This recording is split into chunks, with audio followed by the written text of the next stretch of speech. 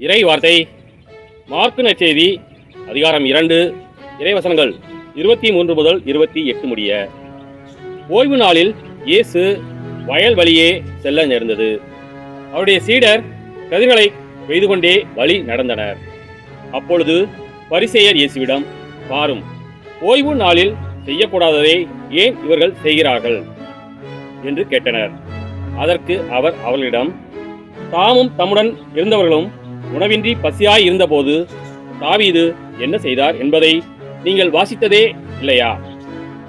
அபியத்தார் தலைமை குருவாய் இருந்தபோது தாவீது இறை இல்லத்திற்குள் சென்று குருக்களை தவிர வேறு எவரும் உண்ணக்கூடாத அர்ப்பண அப்பங்களை தாம் உண்டதுமின்றி தம்மோடு இருந்தவர்களுக்கும் கொடுத்தார் அல்லவா என்றார்.